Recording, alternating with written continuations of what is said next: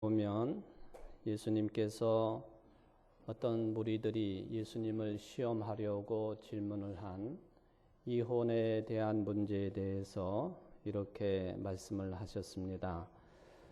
그러므로 사람이 그 부모를 떠나서 아내에게 합하여 그 둘이 한 몸이 될지니라 하신 것을 읽지 못하였느냐. 그런즉 이제 둘이 아니요 한 몸이니 그러므로 하나님이 짝지어 주신 것을 사람이 나누지 못할지니라. 마태복음 19장 5, 6절 말씀입니다.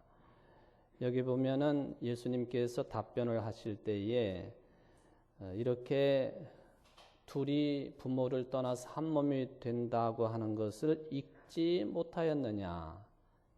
유대인들을 대상으로 하신 말씀인데 유대인들이 이미 잘 알고 있는 하나님의 말씀을 전제로 해서 이 교훈을 말씀을 해 주셨습니다. 예수님이 생각하고 있는 그 읽지 못했느냐라고 전제하신 그 말씀은 창세기 2장에 나와 있는 말씀이 되겠습니다. 창세기 2장 22절 이하를 보면 이런 내용이 있죠. 여호와 하나님이 아담에게서 취하신 그 갈빗대로 여자를 만드시고 그를 아담에게로 이끌어오시니 아담이 이르되 이는 내 뼈 중에 뼈요 살 중에 살이라 이것을 남자에게서 취하였은즉 여자라 부르리라 하니라. 이러므로 남자가 부모를 떠나 그의 아내와 합하여 둘이 한 몸을 이룰지로다. 이 말씀을 예수님은 생각하시고 또 복음의 말씀을 주실 때에 그런 말씀을 너희들이 읽지 못했느냐라고 질문을 하셨다고 볼 수가 있겠습니다.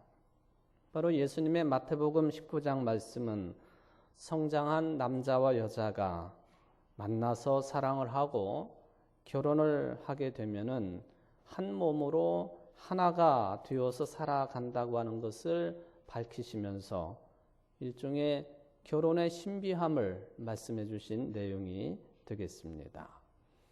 근데 성경 말씀 가운데에는 이렇게 결혼을 해서 부부가 되어 하나가 되어지는 이 부부의 관계만이 아니라 또 하나 아주 귀중하게 다루고 있는 일치와 연합과 하나됨의 문제를 말씀을 해주고 있습니다. 그게 뭐냐 하면은 그건 예수 그리스도와 예수를 믿는 우리들과의 관계고 또 예수 그리스도와 예수 믿는 사람들의 모임 공동체인 교회와의 관계를 일치와 연합과 하나됨의 관계로 그렇게 교훈을 해주고 있다고 하는 것이죠.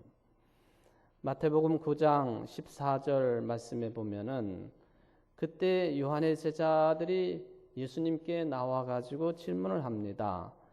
우리들, 즉 요한의 제자들과 또 유대인들 사회에서도 신앙이 좋기로 이름이 나 있는 바리새인들은 금식을 정기적으로 할 뿐만 아니라 자주 하는데 왜 당신의 제자들은 금식 같은 걸 하지 않습니까? 하고 이것도 일종의 예수님을 시험하는 질문을 던집니다. 그럴 때에 예수님께서 하신 말씀이 혼인집 손님들이 신랑과 함께 있을 동안에 슬퍼할 수 있느냐? 그러나 신랑을 빼앗길 날이 이르리니 그때에는 금식할 것이니라. 이 말씀 가운데 예수님이 신랑이시고 그리고 우리 모두 다 아는 말하자면은 신부와 같은 개념으로 그리스도인의 그 위상을 분명하게 언급을 해 주셨습니다. 바로 예수님은 신랑이시고 그리고 우리 믿는 자들은 신부고 또 믿는 자들의 모임의 공동체인 교회도 신부와 같은 그런 입장으로 비유를 하셨습니다. 그러니까 하나가 되어야 된다, 연합해야 된다, 일치해야 된다라고 하는 진리를 이런 비유를 통해서 말씀하신 것이죠. 예수님의 이 복음 정신을 그대로 채받은 바울 사도도 여러 교회에 편지를 보낼 때에 이런 개념을 가지고 편지 보낸 것을 찾아낼 수가 있겠습니다. 그 중에 하나가 고린도 교회에 보낸 편지입니다. 고린도후서 11장 2절에 보면 내가 하나님의 열심으로 너희를 위하여 열심을 내노니 내가 너희를 정결한 처녀로 한 남편인 그리스도께 드리려고 중매함이로다. 고린도 교인들을 정결한 처녀라고 이야기하고 또 그리고 예수 그리스도를 남편으로 신랑과 신부의 관계로 하나가 되어야 되고 일치해야 되고 연합의 신비를 가지고 있는 이 부부의 모습으로 교인들과 예수 그리스도와의 관계를 말씀을 해주고 있는 그런 내용입니다. 고린도 교인뿐만 아니라 에베소 교인들에게도 그와 비슷한 말씀을 하셨습니다. 그러므로 사람이 그 부모를 떠나 그의 아내와 합하여 그 둘이 한 육체가 될지니 이 비밀이 크도다. 나는 그리스도와 교회에 대하여 말하노라. 그러나 너희도 각각 자기 아내 사랑하기를 자신같이 하고 아내도 자기 남편을 존경하라. 교회가 그리스도의 정결한 처녀와 같아야 된다. 깨끗한 처녀와 같아야 된다라고 하시는 이제 그런 말씀이 되겠죠. 이것도 역시 신랑과 신부, 부부 관계를 비유해서 교회와 그리스도의 관계를 믿는 그리스도인들과 그리스도의 관계를 말씀해주고 있는 그런 내용이죠. 이러한 신약 성경의 가르침들은 유대인들의 결혼 풍습을 좀 살펴보게 되면은 더 깊이를 갖게 됩니다. 유대인들은 결혼이라고 하는 이 혼인이라고 하는 단어를 사용할 때에 히브리어로 키두신이라고 하는 단어를 사용을 합니다. 히브리어입니다. 키두신. 그런데 이 키두신이라고 하는 이 단어는 우리가 쉽게 생각할 수 있는 것처럼 뭐 결혼, 혼인 그러면 결혼식 그리고 부부로 살아가는 것, 자녀를 생산하는 것, 뭐 쓴맛도 있고 단맛도 있고 살다가 보면은 이제 무슨 사랑으로 사는 게 아니고 정으로 살아가는 것 이런 정도의 정리를 일반적으로 하게 됩니다만은 유대인들이 결혼을 키두신이라고 하는 단어를 사용을 할 때에는 거기에는 어떤 의미가 들어있느냐 하면은 성화라고 하는 개념이 들어있습니다. 거룩하게 되어진다. 그런 개념이죠.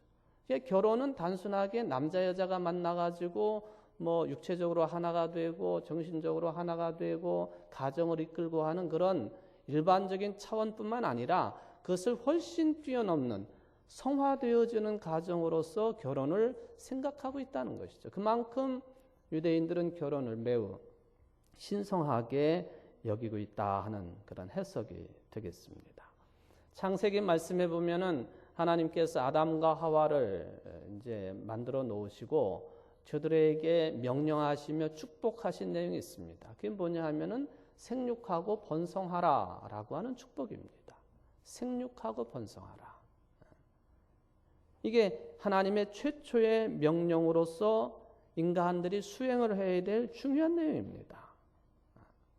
그래서 유대인 남자 아이들은 태어나면은 8일 만에 할례를 받고 또 성전에 들어가 가지고 정결의식에 참여를 부모와 함께 하게 되어 있는데 그때에 이 아이의 아버지는 정결의식을 통해서 하나님께 드려지는 그 아이를 위해서 기도를 드립니다. 여러 내용의 기도를 드리는데 그 중에서 아주 중요한 내용이 뭐가 있느냐 하면은 이 아이가 잘 자라가지고 성인이 되어가지고 좋은 짝을 만나서 이 후파 아래에서 결혼할 수 있도록 해 주십시오. 그런 기도를 드립니다. 후파라고 하는 것은 일종의 그 태양을 가리는 차양막 정도로 생각하시면 되겠습니다. 옆에까지 내리지 아니하고 윗부분만 가리는 것이죠. 그러니까 유대인들은 필히 이 후파 아래에서 결혼을 하게 되어 있는데 이 아들이 잘 자라가지고 잘 성장해서 이 후파 아래에서 결혼할 수 있도록 해주시기를 바랍니다. 이 기도는 빼뜨리지 아니하고 하는 그런 중요한 기도의 내용이 됩니다. 그래서 하나님께서 주신 축복처럼 생육하고 번성할 수 있도록 해주십시오. 그런 것이죠. 지금도 여러분 그 유대교인들 가운데에도 좀 뭐 보수적인 사람이 있고 또 중도적인 사람이 있고 또 진보적인 신앙성을 가지고 있는 사람들도 있습니다만은 이제 후자일 경우에는 세속적인 유대교인들도 있거든요. 근데 아주 보수적인 그 율법 정신 그대로 살아가는 유대인들 가운데에는 이 생육하고 번성하라 그대로 순종을 합니다. 그래가지고는 애가 생기는 대로 다 낳는 거예요. 한 집에 10명도 12명도. 우리 청주 주변에도 그런 가정이 한 가정이 계속 TV에 소개가 됩니다만은 생기는 대로 다 낳아요. 왜? 하나님이 생육하고 번성하라 했기 때문에 그러는 것이죠. 그런 입장을 가지고 있는 사람들이 있습니다만은 탈무드의 기록에 따르면은 하나님은 세상을 창조하시고 쉬고 계시는 것이 아니라 지금도 계속적으로 아주 중요한 일을 하나 하고 계시는데 뭐냐 하면은 남자와 여자를 짝으로 맺어주시는 일이다.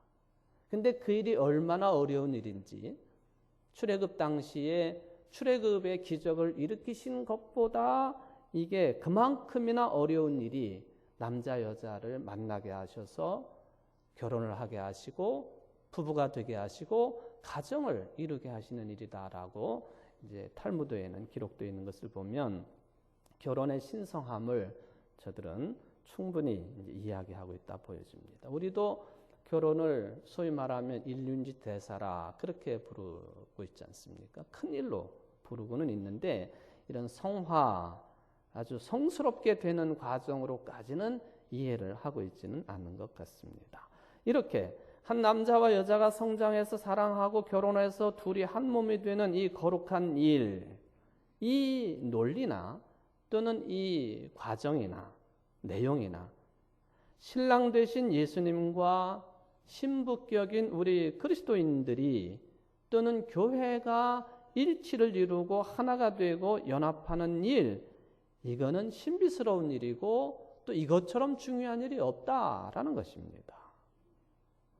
일치가 그렇게 중요하다는 것이죠. 몸도 마음도 생각도 영혼도 삶도 모두 다가 예수님과 하나가 되어서 생활하는 것이 무엇보다 중요하다는 말씀이 되겠습니다. 바로 이런 의미를 가지고 오늘 본문의 말씀을 우리는 바라보게 됩니다. 바로 오늘 5절 말씀 가운데에 이런 일치의 신비를 말씀을 하셨는데 나는 포도나무요 너희는 가지라. 그가 내 안에 내가 그 안에 거하면 사람이 열매를 많이 맺나니 나를 떠나서는 너희가 아무것도 할 수 없음이라. 나를 떠나서는 너희가 아무것도 할 수 없음이라. 예수님이 당신을 포도나무라 그렇게 칭하시고 나와 일치를 이루어야 된다. 하나 되어야 된다. 연합해야 된다라고 하는 그런 말씀을 여기다 우리에게 해 주시는 것이죠. 그렇게 될 때에만 참다운 그리스도인으로서 교회로서 열매를 맺을 수 있다는 거예요. 바로 이 신비스러운 관계를 설명해 주시기 위해서 도구로 채택하신 것이 포도나무의 비유가 되겠습니다. 오늘 요한복음 15장은 바로 그 포도나무의 비유라고 하는 제목을 가지게 된 근거가 되겠습니다. 예수님은 여기에서 나는 포도나무라 했습니다. 이스라엘 땅은 구약 시대 때로부터 또 그 이전에 가나안 땅에 살았던 족속들로부터 거기가 이게 포도를 많이 생산하고 또 밀을 생산하고 그리고 올리브 열매를 많이 생산하는 것으로 되어 있습니다.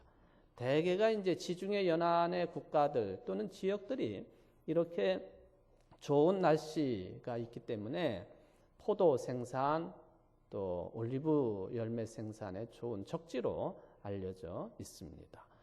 우리가 잘 알고 있는 유럽의 지중해를 끼고 있는 나라들이 있지 않습니까? 저 프랑스, 이탈리아, 또 그리스, 또 터키, 또 이스라엘을 포함한 팔레스틴 지방, 또 연결돼 가지고 이집트, 리비아, 또 이런 그 튀니지, 모로코 이런 그 지중해를 끼고 있는 나라들에서 많이 생산되는 곡물, 밀과 포도와 올리브를 우리가 생각을 하는데 그래서 그런지 모르지만은 구약 성경의 기록으로부터 이스라엘 사람들은 자기 자신의 정체성을 특히 하나님과의 관계를 이야기할 때에 이 포도나무와 관련된 표현을 자주 사용을 합니다.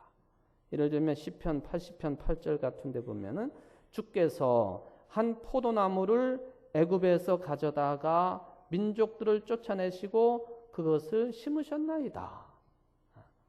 그러니까 자기 민족을, 이스라엘 민족을 하나님이 애굽에서 뽑아내 가지고 젖과 꿀이 흐르는 가나안 땅, 거기 거민들을 다 쫓아내시고 거기다가 이스라엘 민족을 심으셨다. 포도나무 심듯이 거기에 거하도록 하셨다 하는 그런 이야기죠. 이사야서 5장 7절에도 보면은 무릇 만군의 여호와의 포도원은 이스라엘 족속이다. 그렇게 말을 합니다. 그래서 개개의 포도나무뿐만 아니라 포도나무들을 집단으로 그 재배를 하는 포도원 자체가 이스라엘 민족이라고 하는, 이스라엘 족속이라고 하는 고백을 해놓고 있습니다. 물론 예수님의 하늘나라 비유 가운데에도 포도원 품꾼의 비유라든지 또 포도원 주인의 비유라든지 뭐 이런 내용들이 이제 나오고 있는 것 우리가 생각해 보면 얼마나 밀접하게 이스라엘 사람들과 이 포도나무가 관련이 깊은가 하는 것을 볼 수가 있겠죠. 열거할 수 없을 정도로 많은 내용이 있습니다. 우리는 에덴 동산, 창세기에 나와 있는 대로 에덴 동산 거기에 심겨져 있던 선악을 알게 하는 나무, 선악과라고 보통 부르는데 이거를 서양 사람들은 일반적으로 사과나무라고 그렇게 생각을 한다고 그러잖아요. 뭐 제가 이것은 몇 차례 말씀드렸던 기억이 있습니다만, 그래가지고 하와가 부인이 남편 아담에게 그 사과를 그렇게 먹지 말라고 하나님이 그러셨지만은 유혹을 받아서 자기도 먹고는 남편에게도 건네주어서 먹게 했습니다. 남편이 웬일인지 모르지만은 그걸 먹다가 목에 탁 걸렸다고 그래요. 목에 탁 걸려. 그래가지고 생긴 게 남자의 목젖이다. 근데 여기 걸린 게 뭐냐? 아담스 애플이라.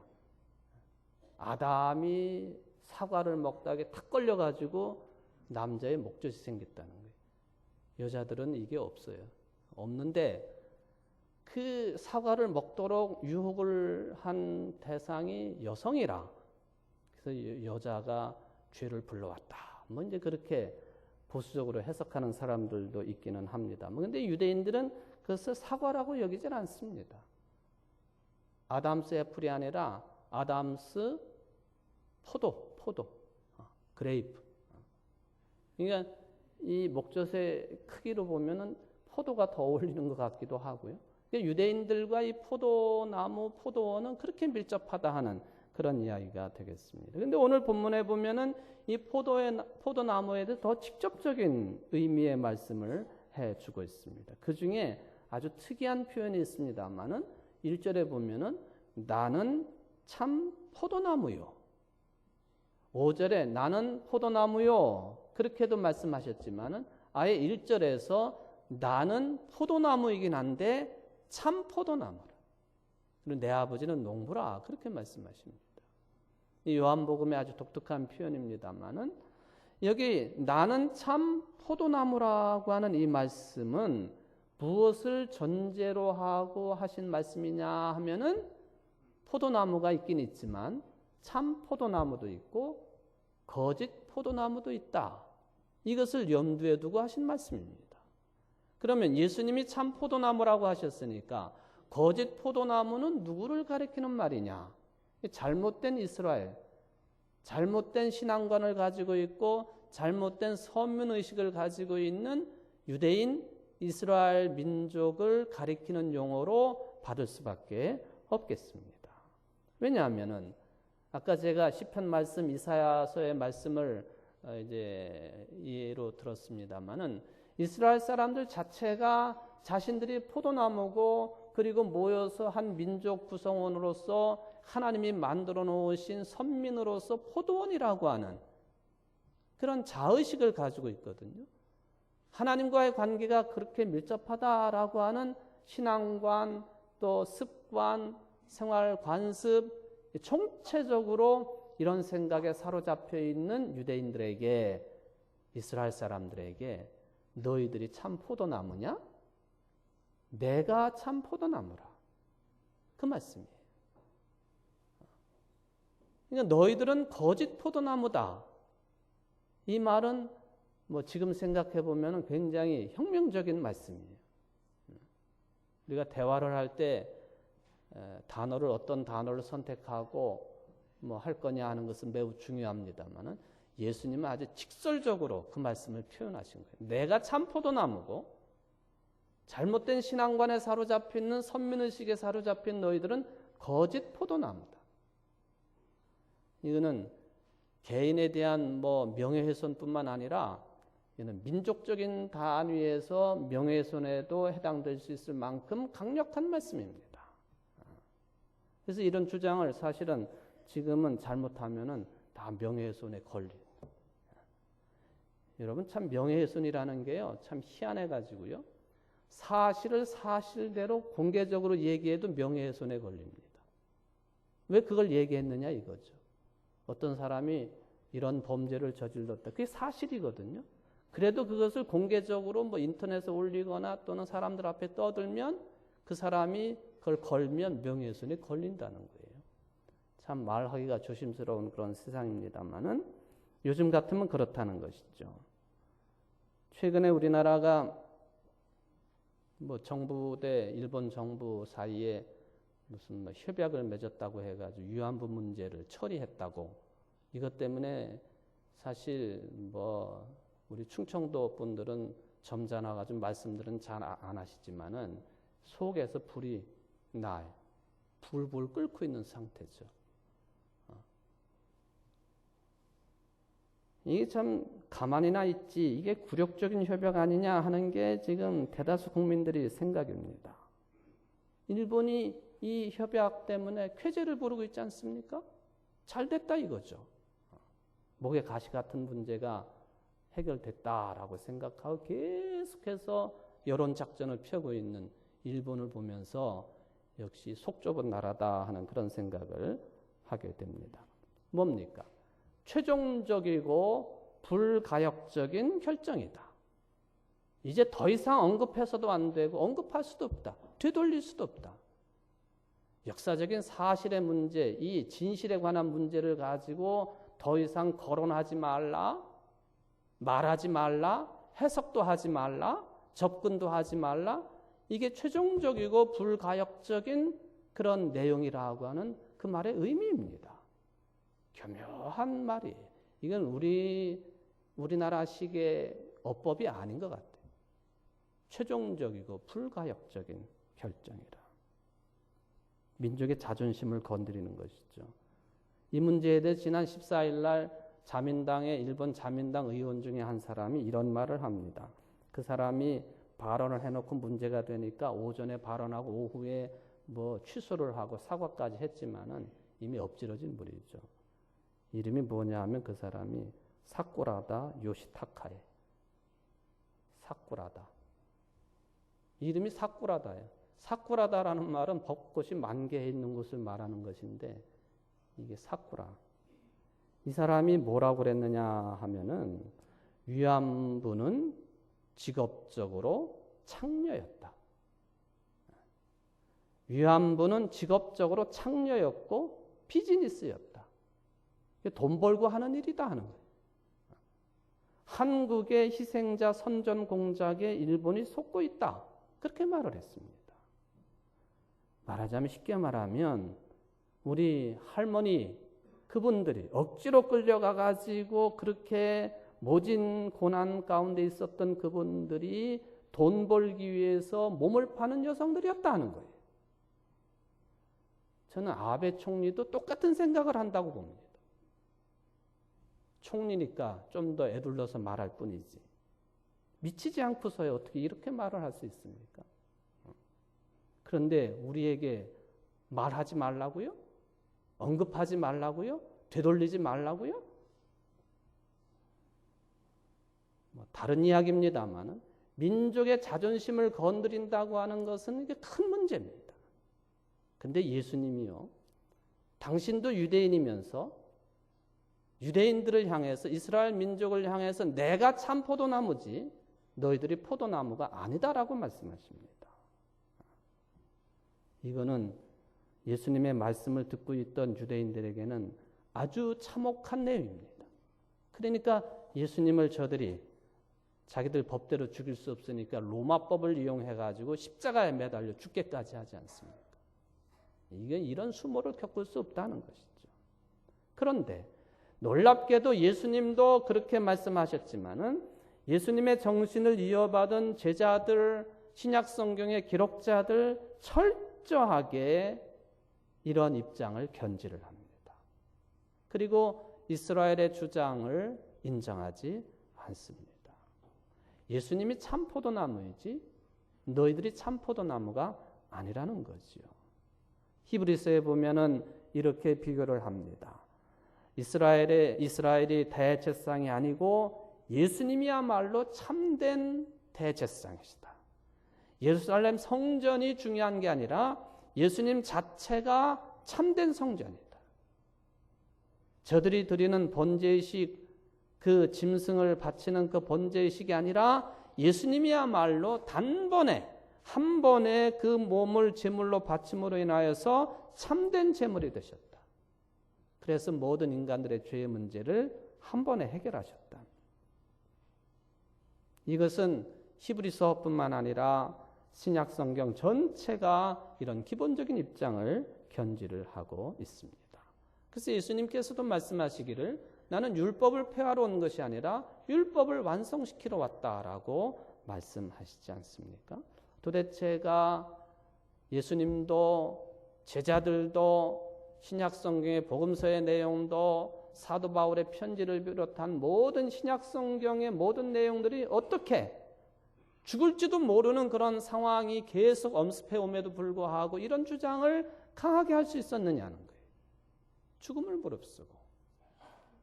그 근거는 예수님이 부활하셨음에 있습니다. 비록 그런 주장을 해서 죽더라도 예수님이 부활하신 것처럼 우리들도 부활할 것이라고 하는 믿음이 있기 때문에 죽음을 무릅쓰고 이런 신앙 고백을 강력하게 할 수가 있었다고 하는 것이죠. 저와 여러분들도 이런 신앙 입장을 분명하게 견지하고 있는 사람들입니다. 바로 이러한 기독교 2000년의 신앙 전통에 근거해가지고 오늘도 우리는 예수님이야말로 참 포도나무라고 고백할 수가 있는 것이죠. 그렇다면 이건 비유이니까 예수님이 포도나무라고 우리는 그 포도나무에 붙어있는 가지라고 할 때 이게 무슨 뜻이냐는 거예요. 예수님이 포도나무라고 할 때 포도나무 원줄기라고 할 때 그것은 생명의 근거라고 하는 말씀이에요. 예수님이 생명의 근거이시니까 생명의 근거가 되시는 예수님께 붙어 있어야만이 우리는 살 수 있는 것이고 열매 맺을 수 있다는 거예요. 이게 이 비유의 온전한 해석이 될 수가 있습니다. 그것도 이 땅에서 살아가는 생명뿐만 아니라 부활 생명을 통해서 영원한 생명을 얻을 수 있는 영생의 생명을 예수님에게 붙어 있어야만, 예수님과 일치하고 연합되어야만이 가능하다고 하는 것을 내가 참 포도나무다라고 하는 이 말씀을 통해서 우리에게 말씀을 하십니다. 이게 오늘 본문 전체가 주시는 핵심적인 주제가 되겠습니다. 너희가 내 안에 거하고 내 말이 너희 안에 거하면, 계속해서 반복하지 않습니까? 문제는 우리가 어떻게 예수님과 하나가 되느냐 하는 거예요. 어떻게 일치를 이루고 연합할 수 있느냐 하는 것이죠. 사람들이 일반적으로 생각할 때 교회 잘 나가면은 그게 가능하다. 그 맞습니다. 그래서 신앙 전통은 교회 나와야만이 구원받을 수 있다. 교회 밖에는 구원이 없다. 맞는 말씀이지요. 그런데 이런 주장만 있는 게 아닙니다. 교회는 눈에 보이는 교회도 있고 눈에 보이지 아니하는 교회도 있다. 그렇게 이야기도 합니다. 교회에 들어와 있지 않더라도 예수님을 그리스도로 잘 믿기만 하면은 예수님과 하나 된 삶을 사는 것이다 하는 그런 주장이죠. 대표적인 이런 주장을 하는 사람들이 무교회주의자들이, 퀘이커 교도라든지 뭐 이런 무교회주의자들이. 저도 신앙이 있습니다. 근데 교회 출석은 안 해요. 그냥 가정에서 모여서 예배드리고 또 친교 나누고 그리고 복음 정신대로 살아갑니다. 근데 이런 부류만 있는 게 아니라 좀 더 극단적인 모습도 있어요.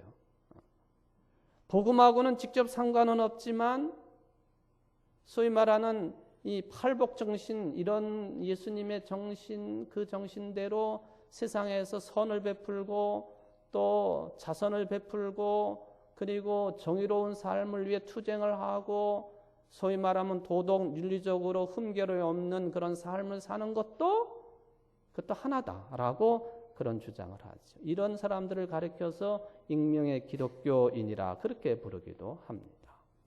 최근에 우리나라 이 기독교계에서 새롭게 탄생된 신조어가 하나 있습니다. 우리 교회에 오셔서 작년인가요? 청지기직 신앙수련회 인도를 하셨던 유장현 목사님이 그때 하셨던 말씀 가운데 기억나십니까? 교인은 교인인데 무슨 교인이냐 하면은 가나안 교인이 가나안. 성경에 보면 가나안이라고 하는 지명이 젖과 꿀이 흐르는 곳 아닙니까? 가나안. 근데 이것은 일종의 비꼬는 말이에요. 교인인데 이게 진짜 교인이냐? 가나안을 거꾸로 이렇게 써보면 뭐예요? 안 나가요. 안 나가. 교인은 교인인데 안 나가는, 어디로 안 나가요? 교회 안 나가는 교인을 가나안 교인이라 그렇게 부르는 거예요.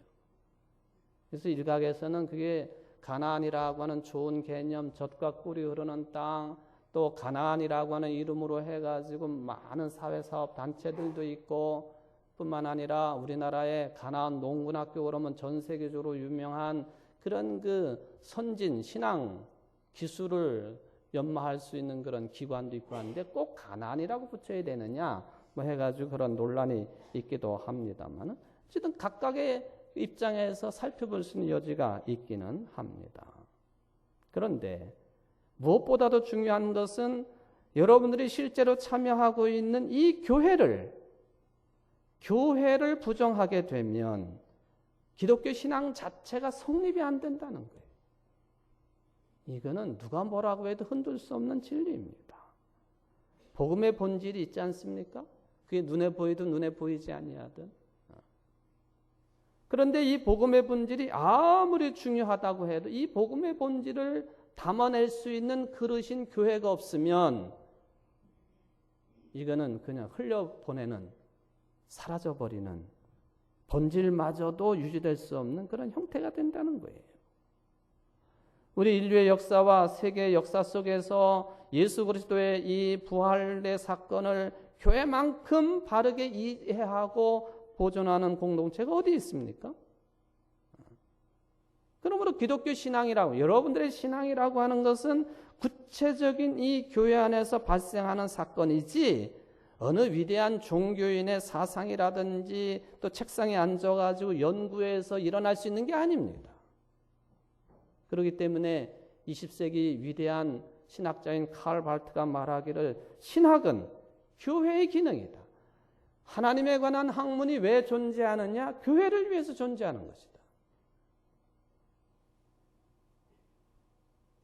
물론 교회에 모인 사람들도 세상 사람들처럼 실수하고 오류도 많고 그러기는 합니다만은 이런 부족한 사람들의 모임에서만 기독교 신앙은 기독교 신앙일 수 있다고 하는 그런 위대한 신앙 고백을 가지고 하는 생활이 교회 생활입니다. 그러니 교회 생활을 누가 무시할 수 있습니까? 누가 쉽게 생각하고 간단하게 생각하고 함부로 생각할 수 있습니까? 안 되는 거지요. 어떻게 우리가 예수 그리스도와 하나가 될 수 있느냐? 교회론을 근거해서 줄 수 있는 그런 중요한 해답이 되겠습니다. 그런데 마지막으로 오늘 본문이 아주 중요한 내용을 우리에게 던져주고 있습니다. 뭐냐? 예수님과 하나 됐다고 하는 것을 뭘로 볼 수 있느냐는 것입니다. 열매를 통해서 알 수 있다 했습니다. 이거에 관해서 복음서에 보면 예수님이 여러 가지 말씀을 하신 것을 알 수 있습니다. 가시나무에서 포도를 엉겅퀴 해서 무화과를 얻을 수 있느냐? 없다는 거예요. 좋은 나무가 되어야만이 좋은 열매를 맺을 수 있고 좋은 열매를 보고 나무가 좋은지 판단할 수 있다. 포도나무 원줄기인 생명의 근원이신 예수님에게 연결되어 있는지 확인하려면 그 사람의 열매, 그 교회의 열매를 보아할 수 있다는 말씀입니다. 이게 중요한 것이죠. 그래서 오늘 본문은 이거에 대해서 반복적으로 이야기를 합니다. 열매가 뭐냐 그러면 사도 바울이 갈라디아 교인들에게 성령의 9가지 열매를 말씀하셨죠. 사랑, 희삭, 화평, 오래 참음, 자비, 양선, 충성, 온유, 절제. 근데 여러분 잘 생각해 보십시오. 갈라디아 교인들에게 사도 바울이 9가지 성령의 열매를 말씀하셔서 성령이라고 하는 단어가 붙어 있기는 합니다만 사랑도, 희락도, 화평도, 오래 참음, 자비, 양선, 충성, 온유, 절제. 세상 사람들도 건전하게 살면, 윤리 도덕적으로 문제 없으면, 열심히 살면 누구든지 실천할 수 있는 열매입니다. 그러므로 이 얘기는 뭐냐 하면은 물론 성경에 기록되어 있긴 하지만 이것이 신앙의 본질은 아니라는 것이죠. 도대체 그러면 오늘 본문에서 말씀하고 있는 여러분들이 거두어 드려야 되는 이 예수 그리스도와 하나 돼가지고 거두어 드려야 될 가장 중요한 열매가 뭐냐? 그는 죄와 죽음으로부터 해방된 열매입니다. 이거 빠져버리면요 아무것도 아니에요. 그래서 예수님이 너희들이 나를 떠나서는 아무것도 할 수 없다. 그렇게 말씀하시는 거예요. 교회 나와서 그냥 착하게 살면 되겠지? 맞는 얘기예요. 근데 더 본질적인 것은 예수님과 하나 되는 일입니다. 개인도 그렇고 교회도 마찬가지입니다. 올 한 해 예수님과 하나 되는 삶을 충성스럽게 최선을 다해 살아가시고 그래서 죄와 죽음의 세력으로부터 해방되는 열매를 거두기에 부족함 없는 2016년 한 해 되시기를 주의 이름으로 축원을 드립니다. 기도하시겠습니다. 사랑의 하나님, 우리가 그리스도로 믿는 예수님은 우리의 참 포도나무이십니다. 참 생명이시고 생명의 근원이십니다. 이 예수님과 하나 되지 않고서는 살아나갈 수도 없고 그리고 열매도 거둘 수 없음을 배웠습니다. 죄와 죽음의 세력으로부터 해방된 이 열매를 거두며 기뻐하며 살아갈 수 있는 우리 모두가 될 수 있도록 복을 내리워 주옵소서. 이러한 여신도 회원들이 되게 하시고 우리 교회 모든 성도들의 1년 동안의 삶이 될 수 있도록 축복하여 주옵소서. 예수님의 이름으로 간절히 기도하옵나이다. 아멘.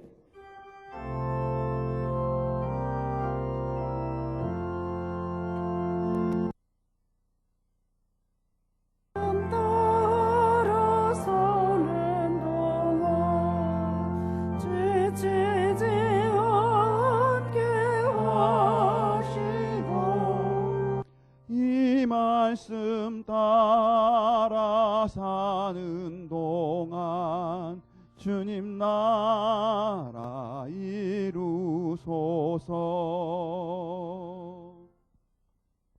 시간에는 여신도 회원님들 나와서 특송이 있겠습니다. 여신도 회원분들은 다 나와주세요.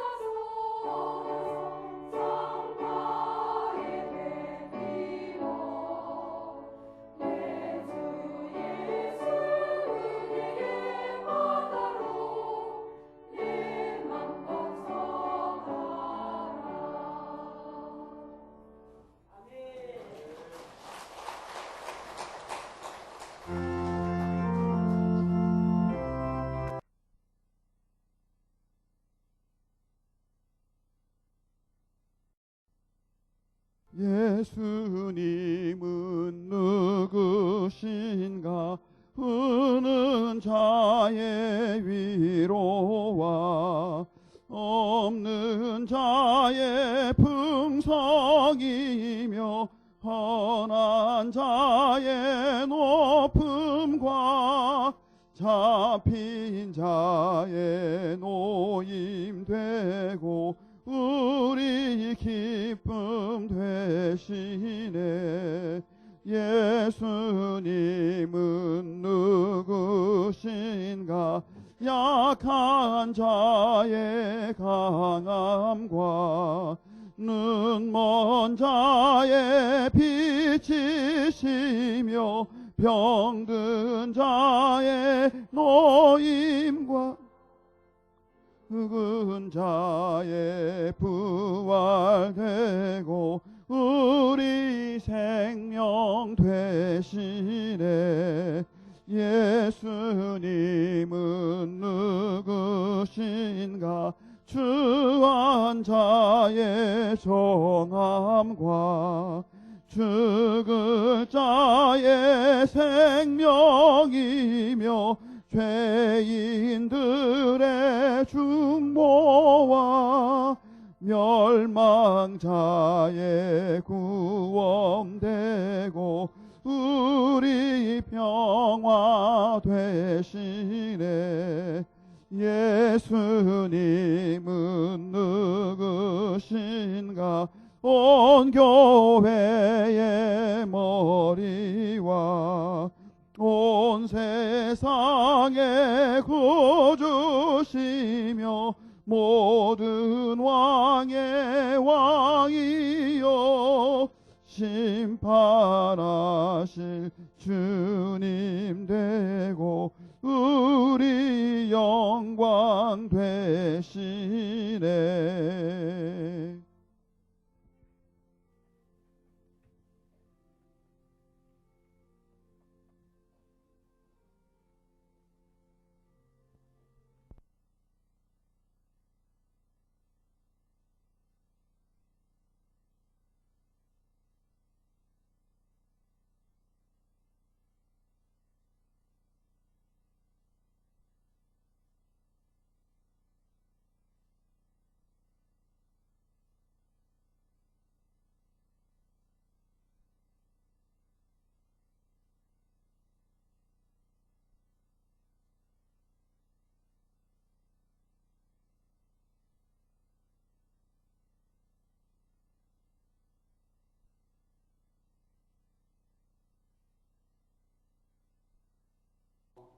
예수님이 참 포도나무가 되셔서 우리의 생명의 근원 되심을 신앙 고백하며 함께 예배를 드렸사오니 이 예배를 받으신 줄 믿고 감사드립니다. 생명의 근원 되시는 하나님과 또 예수님과 하나가 되어서 참 생명을 살기에 부족함이 없는 우리 모두가 되게 하시고 여신도연들이 되게 하옵소서. 이 보살핌과 은혜에 감사하여 하나님 앞에 헌금을 드리고 또 여신도에 줄 헌금을 바치오니 받아 흠양하여 주옵시고 하나님의 영광을 위하여 또 교회의 영광을 위하여 아름답게 사용되어질 수 있도록 복을 내리워 주옵소서. 바친 손길 심령 저들의 가정과 세상의 삶을 주께서만이 지키시고 인도하시사 부족함이 없는 풍성한 삶이 될 수 있도록 축복하여 주옵소서. 감사하오며 예수님의 이름으로 간절히 기도하옵나이다. 아멘.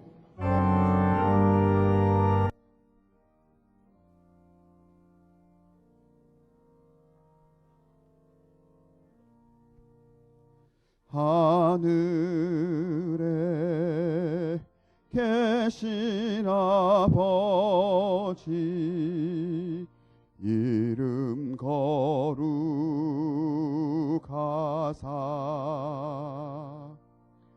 주님 나라 임하시고 뜻이 이루어지이다.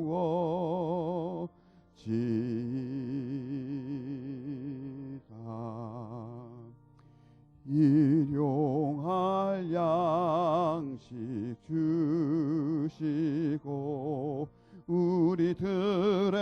큰 죄 다 용서하옵시고 또 시험에 들게 마시고 악에서 구원하소서.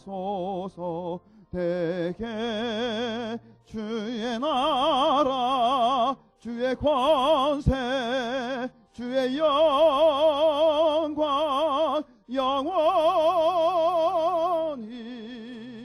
아멘. 이제는 우리 구주 예수 그리스도의 은혜와 하나님 아버지의 극진하신 사랑하심과 성령님의 지키시고 인도하시며 하나 되게 하시는 은총이 오늘 여신도의 주일을 맞이하여 참 포도나무 되신 예수님, 우리의 생명의 근원 되시는 그리스도와 연합하여 생명의 삶을, 복된 삶을 살기로 다짐해 머리 숙이는 이 자리에 함께한 모든 성도들 머리 위에 저들의 가정과 자녀손들과 세상의 삶 속에 오늘 특별히 여신도의 주일을 지키고 있는 모든 여신도 회원들 머리 위에 또한 새 가족으로 등록한 정은경 성도님, 귀한 딸 정유민 학생 머리 위에 지금부터 영원토록 함께 하시기를 간절히 축원하옵나이다. 아멘.